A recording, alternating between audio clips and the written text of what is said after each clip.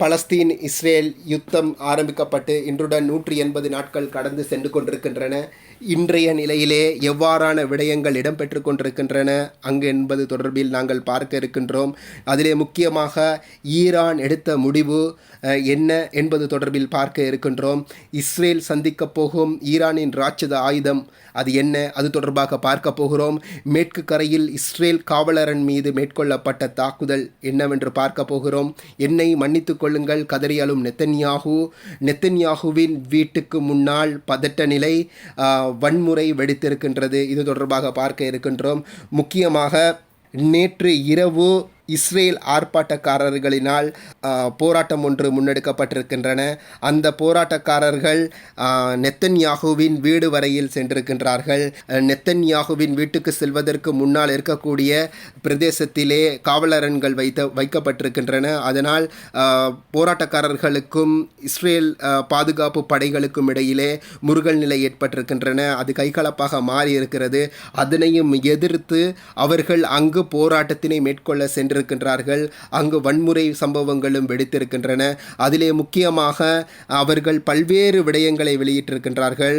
Israel ஆக்கிரமிப்பு படை காசாவை விட்டு வெளியேற வேண்டும், ஹமாஸுடன் யுத்த நிறுத்தம் மேற்கொள்ள வேண்டும், இஸ்ரேல் பணைய கைதிகள் உடனடியாக விடுவிக்கப்பட வேண்டும், நெத்தன்யாகு பதவியிலிருந்து விலக வேண்டும் என்று அந்த ஆர்ப்பாட்டக்காரர்கள் பல்வேறு கோரிக்கைகளை முன்வைத்து வீட்டுக்கு அருகாமையில் சென்று இந்த போராட்டத்தினை மேற்கொண்டிருக்கின்றார்கள். அடுத்ததாக மேற்கு கரையில் உள்ள இஸ்ரேல் சோதனை சாவடியின் மீது வேகமாக வந்த கார் ஒன்று தாக்குதல் நடத்தியதில் அங்கு 4 போலீஸ் அதிகாரிகள் படுகாயம் அடைந்திருக்கின்றார்கள்.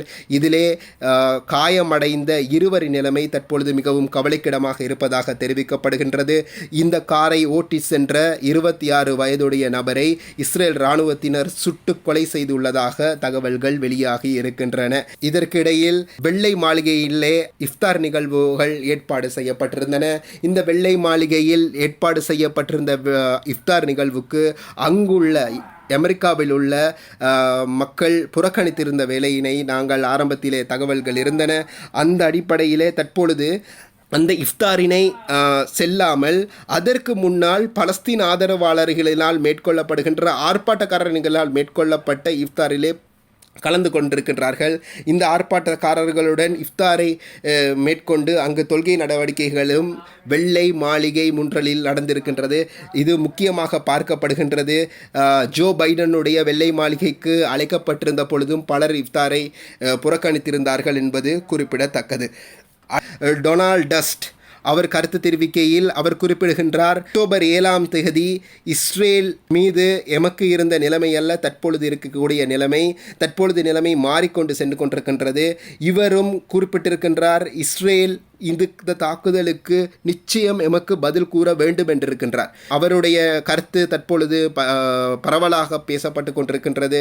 ஏனென்றால் போலாந்தானது இஸ்ரேலுடன் நெருங்கிய தொடர்பிலே இருந்தமை குறிப்பிடத்தக்கது.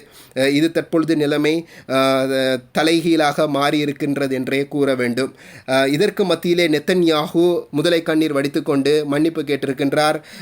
இந்த தாக்குதல் தவறுதலாக இடம்பெற்றிருக்கின்றது. இந்த தாக்குதல் தொடர்பில் விசாரணைகளை நாங்கள் மேற்கொண்டிருக்கின்றோம். இந்த தாக்குதல் தொடர்பில் நாங்கள் பகிரங்கமாக மன்னிப்பினை கேட்கின்றோம் என பகிரங்க மன்னிப்பொன்றினை கேட்டிருக்கின்றார். இந்நிலையில் இஸ்ரேல் ஈரானுடைய தூதரகம் மீது தாக்குதல் மேற்கொண்டமை தொடர்பில் எமது பதிவுகளிலே நாங்கள் தெளிவாக நேற்றைய தினமும் குறிப்பிட்டிருந்தோம். இந்த தாக்குதல் தொடர்பில் என்ன முடிவுகள் எடுக்கும் என எதிர்பார்த்து கொண்டிருந்தோம். தற்பொழுது ஈரான் நாங்கள் முடிவு எடுத்து விட்டோம் என்று அறிவித்திருக்கின்றது. தற்பொழுது இந்த முடிவானது 3ஆம் உலக போரை வரையில் கொண்டு சென்று விடுமா என்ற நிலைமை தற்பொழுது எழுந்திருக்கின்றன. ஏனென்றால் ஐக்கிய நாடுகள் சபையில் ஈரானுக்கு ஆதரவாக பல நாடுகளும் கருத்துக்களை முன்வைத்து வருகின்றன. அதிலே ரஷ்யாவானது பகிரங்கமாக பல விடயங்களை கூறியிருக்கின்றது. காரணம் என்னவென்றால் ரஷ்யாவானது இப்பொழுது இஸ்ரேல் செய்த வேலையை பார்த்து கொண்டு இருப்பீர்களாக இருந்தால் நாளை ஈரானானது இஸ்ரேல் மீது ராக்கெட் வீச்சு அடுத்தது ஏவுகணைகளை கொண்டு தாக்குதல் நடத்தும்.